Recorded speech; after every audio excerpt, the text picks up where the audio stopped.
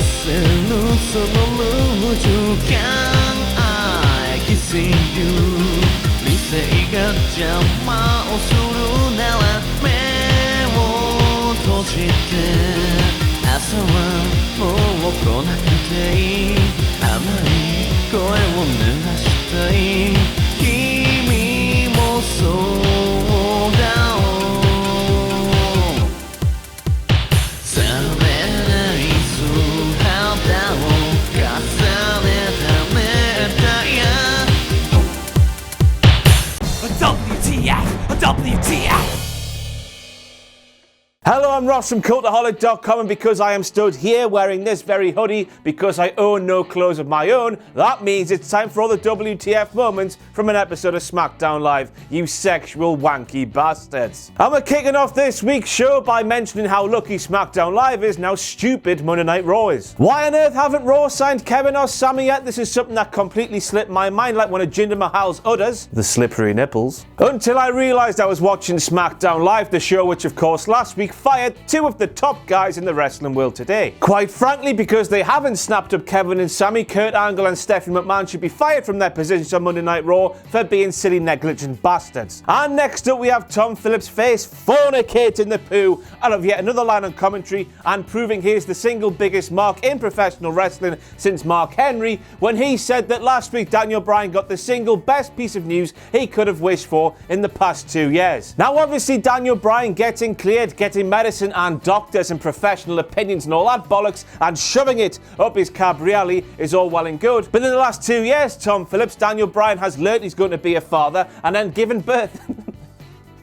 And Brie has given birth to little birdie within the last 2 years, and I'm sure if you put Roman Reigns' wanky fist to Daniel Bryan's head and asked him if he had to pick between professional wrestling and having a little baby girl, he'd pick the baby girl because Tom Phillips, there is more to life than the graps, you sad bastard. And next up we have the fact that we had to sit through quite literally what was a feature-length film detailing what happened to Daniel Bryan last week. People who watched SmackDown Live last week, they saw exactly what happened to Daniel Bryan last week. People who missed SmackDown Live last week, I can guarantee at WWE, they got their arse into gear, got themselves onto YouTube and caught up with what happened to Daniel Bryan on last week's show. What I'm trying to say here is WWE, every single wrestling fan saw what happened to Daniel Bryan last week on SmackDown Live, and that video package you sat us through was redundant as the life and times of Rodney Mack. Imagine having to fill in time on the go-home show for the go-home show to WrestleMania. Bloody hell. And next up we have the Cultaholic signs, and as they say on those fake taxi shows on the internet, this is becoming much of a regular occurrence, isn't it? And thanks to Kat Burkus, Mike Spon, I do apologise if I murdered your second name, and Cullen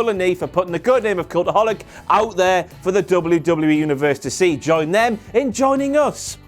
Dun dun dun dun dun dun dun dun dun. Now it's fair to say that Bobby Roode hasn't really resonated with main roster fans since getting promoted from NXT. So many superstars find themselves in this proverbial ball pit, so to combat this, WWE show the crowd having a gay old time during one of these superstars' entrance. In a case of monkey see, monkey do, the fans at home see the fans having a gay old time and think, oh, next time I see that superstar, I'll do the same as those fans. However, I'm not too sure what kind of a picture they're trying to paint with Bobby Roode here, because when he was making his entrance, they showed a disinterested child. Because as we all know, nothing says I'm having a good time as a child facing the wrong way. Oh my god. So we're all set for a tag team match with a couple of massive dilfs in Randy Orton and Bobby Roode set to take on Jinder Mahal and his saggy udders, and also Sunil Singh. However, with Sunil unable to compete, Rusev replaced him, and I was shocked but not surprised, so I wasn't shocked at all then. WWE hate Bulgarians, and even though they must know that if they started booking Rusev right, they'd have a Bulgarian Daniel Bryan on their hands, they continue to book him as a heel. Why are they aligning my Bane spirit animal with the biggest heel in WWE today? Jinder Mahal and those saggy nipples. You wouldn't see Daniel Bryan back in 2014 tag team with Vicky Guerrero, would you? Now I know these two used to be partners way back in the day, but so did London and Catching the Plague, and one of those things has cleaned up its act in recent times, that thing being London. Rusev is London, Jinder is the Plague. A dirty bastard. Tom Phillips? Rudolph? Get in the bin, you plain riding stiffy diddler. But thinking about it, I guess it's an easy mistake to make, because much like Rudolph's nose, Rusev is a beacon of light that will guide us through the problems that life throws our way. Oh, that's romantic, that. Tom, you're still a numpty for getting his name wrong, though. And next up, we have Byron Saxton, who claims that Corey Graves is the only one celebrating Rusev Day apart from Rusev himself, and I think it's all time we gave up and went home and turned our backs on my Spain-bearded animal.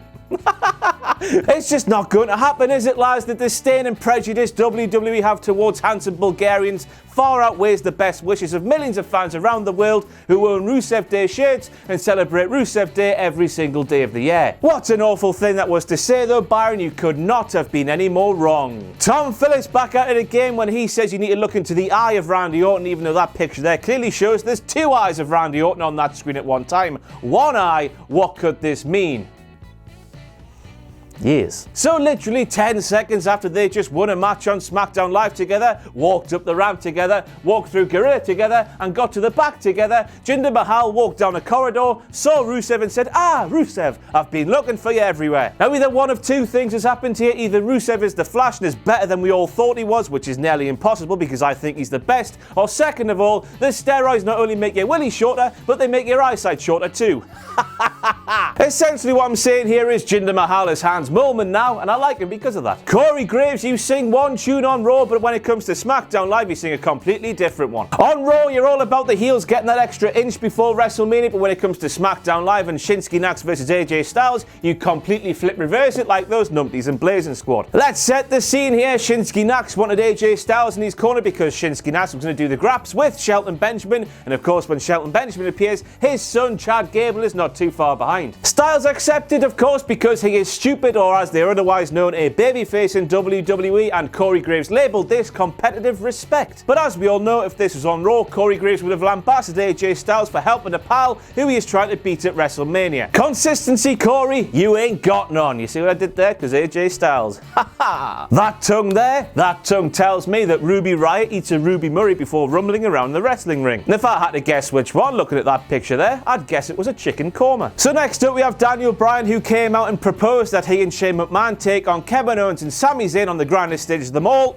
And I was all like, what the hell? No, hold up on two levels. First of all, Kevin and Sami, you're fired, but here's a WrestleMania spot. All you've done there, Daniel Bryan, is fired these two men, given them 2 weeks off with pay, by the way, because that's how sackings work, and then given them a spot on WrestleMania, which is what they wanted all along. You've made their situation a lot better when you intended to make it worse. And second of all, I thought that Meltzer and the rest of the fraudsters, experts, were reporting that Shane McMahon's illness was completely legit. If that's the case, he won't be ready in 11 days' time for a match at WrestleMania. This just feeds into my own hypotheses that Shane McMahon's illness was completely made up for the sole purpose of Shane McMahon being able to say that he recovered from the same thing Brock Lesnar has, diverticulitis, that is, of course, even more solidifying his place as the single best wrestler on the entire planet Earth. Die, die, die, die, die. Ooh. Ah. That's right, Rusev is going to WrestleMania. Jesus, come on in here. Shabba. Happy flipping days. Rusev's going to WrestleMania, but he'll still lose because he's Bulgarian. Oh. Made a grave mistake,